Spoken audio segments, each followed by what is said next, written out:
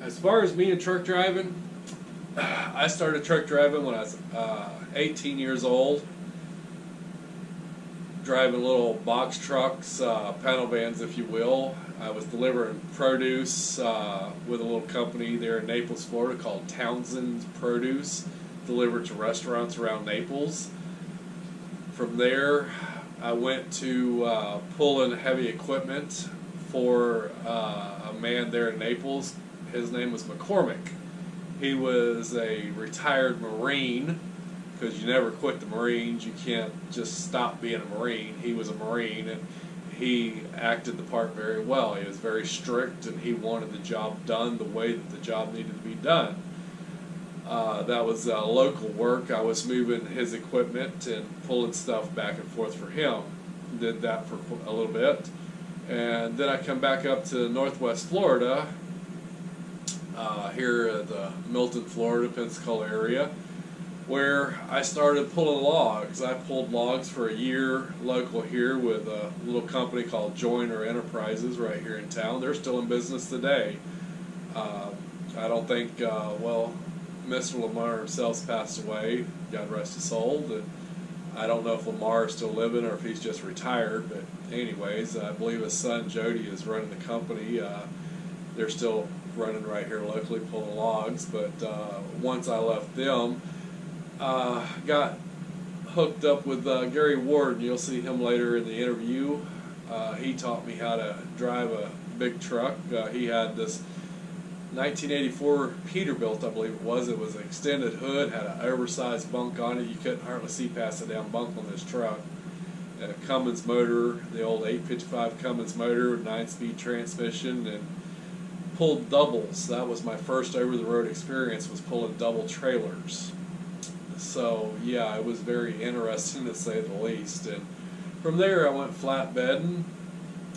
Pulled flatbeds for a little bit, and then I decided to buy my own truck. And I've been back and forth between owning my own trucks and working for companies. And best thing I've liked was owning my own trucks. Really make decent money doing that.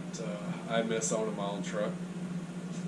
The best money I made was owning my own truck and trailer, pulling my own authority. Yeah, that was really good times doing that stuff.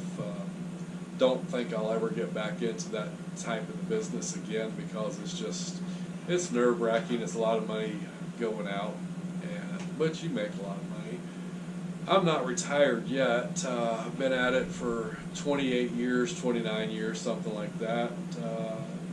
I'm fixing to go to work with one of the largest wind turbine companies in the United States, moving wind parts from Pensacola to Jacksonville, Savannah, Charleston, South Carolina. Tracy's giving me directions in the background, so. But like I said, I'm not exactly retired, but I'm coming close to getting ready to retire. I'm tired. 28 years on the road, it's just a drop in the bucket compared to these other 2 interviews I did today, but it's still quite a long time. I hope y'all enjoy the interviews. It was just something spur of the moment I thought of. We would just jump out here and do it, get it done, and bring it to you.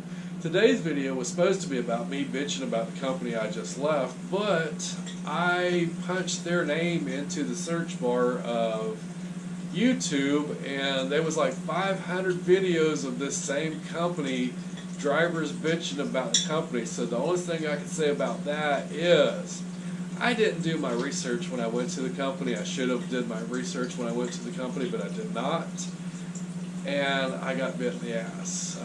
It lasted about a month, me being up there.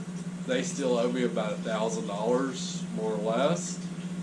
And everything I say about them I can prove because I have it in writing.